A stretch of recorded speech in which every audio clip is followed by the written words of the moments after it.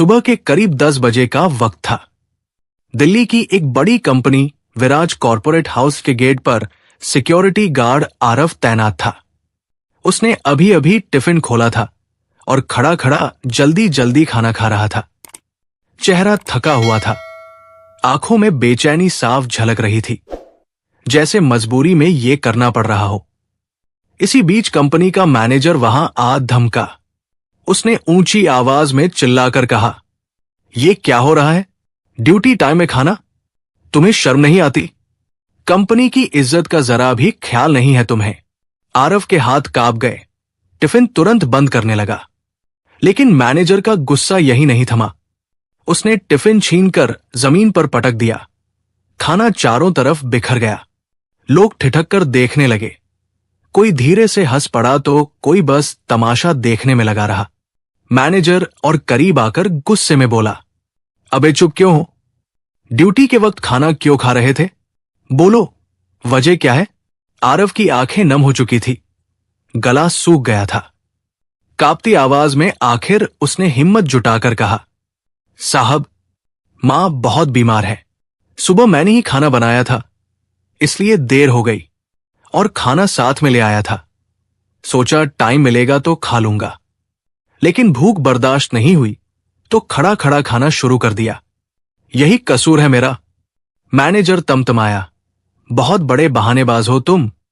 उसने हाथ उठाया जैसे थप्पड़ जड़ने ही वाला हो, लेकिन तभी गेट पर एक लंबी कार आकर रुकी। दरवाजा खुला और बाहर उतरी कंपनी के मालिक की बेटी अनाया। उसके कदम अचानक रुक गए। सामने का पूरा दृश्य उसकी आंखों के सामने था। एक बेबस गार्ड, उसका टूटा हुआ टिफिन और मैनेजर का उठा हुआ हाथ। उस पल हवा तक जैसे थम गई। अनाया की तेज नजरें सीधे मैनेजर पर गड़ी। आवाज धीमी मगर सख्त थी, "मैनेजर साहब, ये हो क्या रहा है यहां?" मैनेजर ने हड़बड़ाकर हाथ नीचे कर लिया और तुरंत संभलने की कोशिश की। "मैडम, ये गार्ड ड्यूटी टाइम में खाना खा रहा था। कंपनी के डिसिप्लिन का बिल्कुल ध्यान नहीं है इसे, इसलिए मैंने बस..." अनाया ने बीच में ही रोक दिया। "बस मतलब टिफिन छीनकर जमीन पर फेंक दोगे? सबके सामने बेइज्जती करोगे? ये कंपनी इंसानियत से बड़ी कब से हो गई?" उसकी आवाज इतनी दृढ़ थी कि आसपास खड़े कर्मचारी भी चुप हो गए। आरव अभी भी सिर झुकाए खड़ा था। उसके आंसू उसके गाल तक लुढ़क आए थे। अनाया की नजर जैसे ही उस पर पड़ी, उसके भीतर अजीब सी बेचैनी उठी। कुछ था उस चेहरे में जो उसे बहुत गहराई से छू रहा था। उसने धीरे से आरव को देखा और कदम उसकी ओर बढ़ाए। "तुम्हारा नाम क्या है?" उसने नरम आवाज में पूछा। आरव ने सिर झुकाए झुकाए ही जवाब दिया, "आरव सिंह।" ये नाम सुनते ही अनाया का दिल धड़क उठा। उसकी आंखों के सामने जैसे एक धुंधली सी तस्वीर साफ होने लगी। एक छोटा सा क्लासरूम, टूटी फूटी बेंच और वही बगल में बैठा वही लड़का जो हर सवाल पर मासूमियत से मुस्कुराता था। अनाया का चेहरा सफेद पड़ गया। क्या ये वही है, मेरा बचपन का दोस्त? वही आरव जिसके साथ मैंने किताबें बांटी थी, जिसके साथ खेला था? वो कुछ पल के लिए वही खड़ी रह गई, जैसे शब्द गले में अटक गए हों। मैनेजर ने सोचा मौका है, जल्दी से बात संभाल ली जाए। उसने कहा, "मैडम, आप इस गार्ड को पहचानती हैं क्या? ये तो..." अनाया ने उसे घूर कर देखा। उसकी आंखों में गुस्सा और अपमान साफ दिख रहा था। "पहचानती हूं या नहीं, ये तुम्हारा सवाल नहीं है। तुम्हें बस इतना समझना चाहिए कि इंसान को इंसान समझना सीखो। हर वक्त सिर्फ हुक्म चलाना और अपमान करना ही काम नहीं है।" मैनेजर का चेहरा उतर गया। उधर आरव अब भी चुपचाप खड़ा था, लेकिन उसके दिल में तूफान मचा हुआ था। क्या अनाया उसे पहचान गई है या ये बस उसका वहम है? अनाया ने धीरे से जमीन पर बिखरे टिफिन की ओर देखा। उसका दिल भर आया। उसने झुककर टिफिन उठाया और अपने रुमाल से साफ करने लगी। आसपास खड़े सब कर्मचारी दंग रह गए। कंपनी की मालिक की बेटी अपने हाथों से सिक्योरिटी गार्ड का टिफिन उठा रही थी और उसी पल माहौल बदल गया। सभी कर्मचारी दबी निगाहों से देख रहे थे कि मालिक की बेटी ने किस तरह अपने सिक्योरिटी गार्ड के लिए आवाज उठाई थी। मैनेजर अशोक का चेहरा उतर गया था और वो समझ चुका था कि अब उसकी एक नहीं चलेगी। अनाया ने उसकी ओर सीधी नजर डालते हुए कहा, आपकी जरूरत यहां नहीं है मैनेजर साहब, जाइए और अगली बार इंसानियत का अपमान करने से पहले सोचिएगा। मैनेजर सक्का गया। उसके पांव जैसे भारी हो गए थे, लेकिन मालिक की बेटी के सामने उसकी हिम्मत जवाब दे गई। वो चुपचाप पीछे हट गया और वहां से निकल गया। अनाया की नजरें अब आरव पर थी। फिर धीरे से टिफिन आरव के हाथ में देते हुए बोली, तुम्हें किसी को सफाई देने की जरूरत नहीं है। तुम इंसान हो और इंसान को भूख लगती है, इसमें शर्म की कोई बात नहीं। आरव की आंखें और भी भर आई। वो शब्द खोज नहीं पा रहा था, बस धीरे से सिर झुका लिया। अनाया ने गंभीर स्वर में कहा, आरव चलो मेरे साथ। वो हग कायासा खड़ा रहा। सोचा शायद उसने सही सुना नहीं, लेकिन जब अनाया आगे बढ़ी और इशारे से बुलाया तो वो चुपचाप उसके पीछे चल पड़ा। दोनों कंपनी के अंदर पहुंचे। ऑफिस का शांत और ठंडा माहौल बाहर की गर्मी और शोर से बिल्कुल अलग था। एक केबिन में पहुंचकर अनाया ने कुर्सी खींची और बोली, बैठो। आरव झिझकता रहा। कभी जिंदगी में इतनी बड़ी कुर्सी पर बैठने की हिम्मत ही नहीं हुई थी, लेकिन अनाया के जोर देने पर वो धीरे से बैठ गया।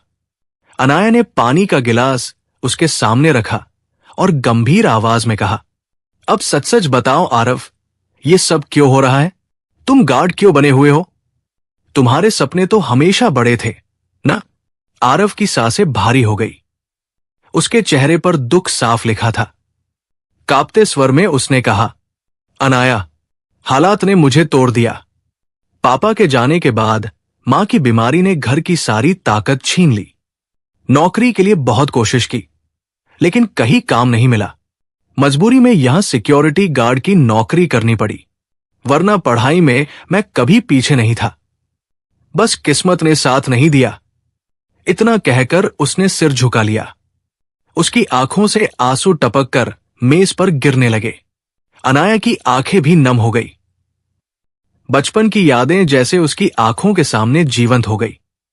वही आरव जो हमेशा होशियार था, क्लास में सबसे आगे बैठता था, हर सवाल का जवाब तैयार रहता था, और आज वही उसका दोस्त गेट पर गार्ड बनकर खड़ा था। उसने धीरे से कहा, तुम्हें हालात ने नहीं तोड़ा आरव, तुम्हें बस एक सही मौका नहीं मिला, लेकिन अब वो मौका मिलेगा। आज से तुम मेरे साथ काम करोगे, मेरे असिस्टेंट, मेरे पीए की तरह। आरव ने चौंक कर उसकी ओर देखा। मैं तुम्हारा पीए? लेकिन अनाया, मैं तो बस एक गार्ड हूं। ये सब मैं कैसे कर पाऊंगा? अनाया मुस्कुराई, मगर उसके लहजे में दृढ़ता थी। तुम मेरे बचपन के दोस्त हो और मुझे तुम्हारी ईमानदारी और मेहनत पर पूरा भरोसा है। बाकी सब मैं सिखा दूंगी। तुम वो सब कर सकते हो जो शायद अभी खुद तुम भी नहीं मानते। आरव की आंखों से आंसू छलक पड़े। उसके दिल में दबा हुआ दर्द जैसे किसी ने सहलाकर निकाल दिया हो। उसने कांपते स्वर में कहा, अनाया, तुम्हें यकीन है मुझ पर? अनाया ने नरमी से कहा, हाँ आरव, मुझे पूरा यकीन है, और आज से तुम अकेले नहीं हो। उस पल आरव ने महसूस किया कि जैसे उसकी जिंदगी की दिशा बदल गई। जो लोग अभी कुछ देर पहले उसका मजाक बना रहे थे, वही अब खामोश खड़े थे। किसी ने सोचा भी नहीं था कि एक गार्ड अचानक मालिक की बेटी का पीए बन जाएगा। उस दिन से आरव की इज्जत बहाल होने लगी। वो अब सिर्फ गेट पर खड़ा गार्ड नहीं था। वो ऑफिस में अनाया के साथ बैठता, कामकाज में मदद करता, फाइलें संभालता और धीरे धीरे आत्मविश्वास लौटाने लगा। आरव के जीवन की नई शुरुआत हो चुकी थी। कई महीने बीत चुके थे।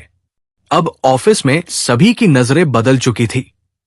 जो लोग कभी आरव को गार्ड समझकर अनदेखा कर देते थे, वही अब उसके काम की तारीफ करने लगे थे। वो अनाया के साथ हर मीटिंग में मौजूद रहता, फाइलें तैयार करता और छोटी से छोटी बात का ध्यान रखता। धीरे धीरे उसका आत्मविश्वास बढ़ रहा था।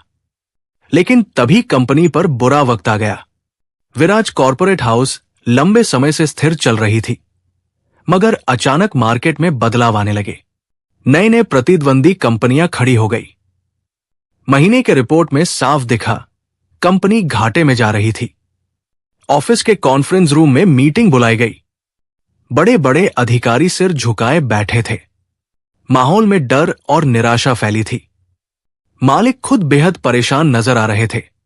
उन्होंने गुस्से से कहा, इतनी बड़ी कंपनी खड़ी करने में मेरी जिंदगी निकल गई और आज ये हाल है कि हम घाटे में जा रहे हैं। कोई है जिसके पास कोई आइडिया हो? कमरे में खामोशी छा गई। कोई बोलने की हिम्मत नहीं कर पा रहा था। सबके चेहरे पर हताशा थी। आरव चुपचाप एक कोने में खड़ा था। उसका दिल तेजी से धड़क रहा था। वो जानता था कि उसे बोलना चाहिए, लेकिन डर था कि कहीं उसकी बात को मजाक न बना दिया जाए। तभी अनाया की नजर उस पर पड़ी। उसने हल्की मुस्कान के साथ इशारा किया, आरव, अगर तुम्हारे पास कोई सुझाव है तो बेझिझक बोलो। सभी की निगाहें अब आरव की तरफ मुड़ गई। वो एक पल को हिचकिचाया, फिर धीरे धीरे आगे बढ़ा। उसकी आवाज कांप रही थी, लेकिन शब्दों में भरोसा था। साहब, मैंने कंपनी की फाइलें और कामकाज को गौर से देखा है। हम सिर्फ पुराने तरीकों पर चल रहे हैं, लेकिन मार्केट बदल चुका है। हमें नई सोच अपनानी होगी। अगर हम अपनी सर्विस ऑनलाइन ले आएं और छोटे छोटे क्लाइंट्स को भी टारगेट करें, तो हमारे पास बड़ी कंपनियों के अलावा आम ग्राहक भी जुड़ेंगे। धीरे धीरे हमारी पकड़ मार्केट में और मजबूत हो जाएगी। कमरे में खामोशी छा गई। बड़े बड़े अधिकारी एक दूसरे का मुंह देखने लगे। किसी ने सोचा भी नहीं था कि एक साधारण सिक्योरिटी गार्ड से पीए बना लड़का इतना बड़ा सुझाव देगा। मालिक ने भौहें चढ़ाते हुए कहा, यह सब इतना आसान है क्या? तुम जानते भी हो कि कंपनी कैसे चलती है? आरव ने गहरी सांस ली और दृढ़ आवाज में बोला, साहब, मैं बड़ा अफसर नहीं हूं, लेकिन मैंने हालात से लड़ना सीखा है। मैं जानता हूं कि जमीन से जुड़कर सोचा जाए तो हर समस्या का हल निकल सकता है। मुझे यकीन है कि अगर हम ये कदम उठाएं तो कंपनी फिर से उठ खड़ी होगी। कुछ पल के लिए माहौल फिर से चुप रहा। सबको लगा मालिक गुस्सा करेंगे, लेकिन तभी अनाया बोली, डैड, मुझे लगता है आरव सही कह रहा है। उसने पूरी मेहनत से सब कुछ देखा और समझा है। हमें इसे एक मौका देना चाहिए। मालिक ने गंभीर नजर से आरव को देखा। उनके चेहरे पर कठोरता थी, मगर भीतर कहीं न कहीं उन्हें भी उसके शब्दों में सच्चाई महसूस हुई। ठीक है, उन्होंने धीमे स्वर में कहा, एक बार कोशिश कर लो, लेकिन अगर नाकाम हुए तो इसकी जिम्मेदारी तुम्हारी होगी। आरव ने सिर झुकाकर कहा, जी, मैं तैयार हूं। उस दिन से कंपनी में नई शुरुआत हुई। आरव दिन रात मेहनत में जुट गया। उसने छोटे क्लाइंट से संपर्क किया, ऑनलाइन प्लेटफॉर्म तैयार करवाया और नई मार्केटिंग रणनीति बनाई। देखते ही देखते कंपनी में ग्राहकों की संख्या बढ़ने लगी। जो कंपनी कुछ ही महीने पहले घाटे में थी, वही अब दुगनी रफ्तार से आगे बढ़ने लगी। ऑफिस के हर कर्मचारी की नजरें अब आरव के लिए सम्मान से भर गई। वो सिर्फ अनाया का सहायक नहीं रहा, बल्कि कंपनी की जान बन गया था। आरव की मेहनत और आइडिया ने मानो कंपनी की तकदीर ही बदल दी थी। विराज कॉर्पोरेट हाउस अब सिर्फ घाटे से बाहर नहीं आया था, बल्कि रिकॉर्ड तोड़ मुनाफा कमा रहा था। अखबारों और न्यूज चैनलों में हेडलाइन बनने लगी, विराज कॉर्पोरेट हाउस ने अपनाई नई रणनीति, बन गया देश की सबसे तेजी से बढ़ती कंपनी। ऑफिस के कर्मचारी अब गर्व से कहते, आरव सर ने जो रास्ता दिखाया वही हमारी जीत का कारण है। एक शाम जब कंपनी की छत पर ठंडी हवा बह रही थी, अनाया और आरव अकेले खड़े थे। सूरज ढल रहा था और आकाश के रंग सुनहरे हो रहे थे। अनाया ने गहरी सांस ली और आरव की ओर देखा। उसकी आंखों में एक अजीब चमक थी। आरव, वो बोली, तुम्हें याद है बचपन में हम दोनों एक सपना देखते थे, कुछ बड़ा करने का, लोगों के लिए मिसाल बनने का। तुमने वो सपना सच कर दिखाया। आज इस कंपनी की जान तुम हो। आरव हल्की मुस्कान के साथ बोला, नहीं अनाया, ये सब तुम्हारी वजह से है। अगर तुमने मुझे गार्ड से उठाकर पीए न बनाया होता तो मैं कभी ये कर ही नहीं पाता। तुमने मुझ पर भरोसा किया, वही मेरी सबसे बड़ी ताकत बनी। अनाया की आंखें भीग गई। उसने धीमे स्वर में कहा, आरव, मेरे दिल में हमेशा से तुम्हारे लिए एक जगह थी, और अब तो मैं साफ कह सकती हूं, मैं तुम्हें अपना जीवन साथी बनाना चाहती हूं। आरव जैसे पत्थर का बुत बन गया। उसने सोचा भी नहीं था कि मालिक की बेटी और अब इतनी सफल बिजनेस वुमन उसके सामने ये बात कहेगी। उसकी आंखें भर आई। अनाया, ये कैसे हो सकता है? तुम्हारे पिता कभी मानेंगे नहीं। तुम्हारा रिश्ता किसी बड़े घराने से होगा, मेरे जैसे छोटे आदमी से नहीं। लेकिन अनाया ने दृढ़ स्वर में कहा, दिल का रिश्ता किसी अमीरी गरीबी से नहीं बनता आरव, और मुझे यकीन है एक दिन पापा भी समझेंगे कि इंसानियत और ईमानदारी ही असली दौलत है। उसी रात अनाया ने अपने पिता को सब कुछ बता दिया। जैसे ही उन्होंने सुना, उनका चेहरा लाल हो गया। क्या मेरी बेटी एक सिक्योरिटी गार्ड से शादी करेगी? ये नामुमकिन है। उसने चाहे कंपनी को बचा लिया हो, पर हमारी इज्जत, हमारा स्टेटस। अनाया ने बीच में ही कहा, पापा, इज्जत पैसे से नहीं, इंसान के कर्मों से बनती है, और आरव ने साबित कर दिया है कि वो किसी भी बड़े इंसान से कम नहीं है। अगर आपने मुझे बचपन से सिखाया कि ईमानदारी सबसे बड़ी ताकत है, तो आज मुझे उसी ईमानदारी से प्यार हो गया है।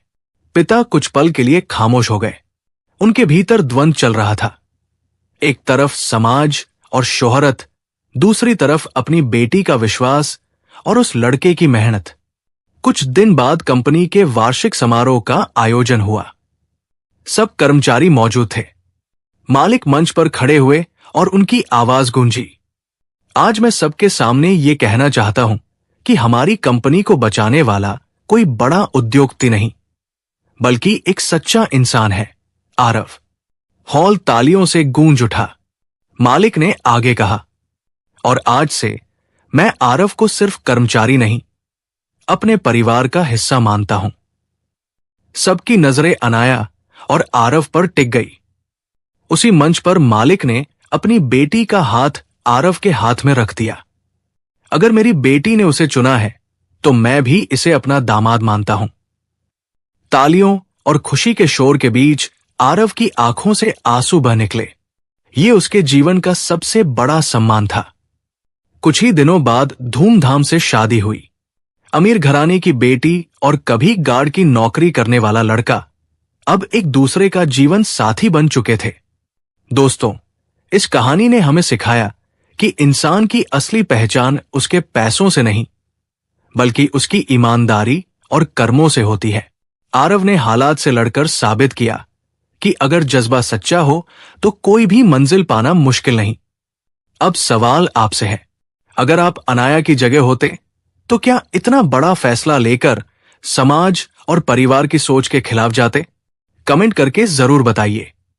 अगर ये कहानी आपके दिल को छू गई हो तो वीडियो को लाइक कीजिए, शेयर कीजिए और चैनल स्टोरी बाय एके को सब्सक्राइब जरूर कर लीजिए। मिलते हैं अगले वीडियो में। तब तक इंसानियत निभाइए, नेकी फैलाइए और दिलों में उम्मीद जगाइए। जय हिंद, जय भारत।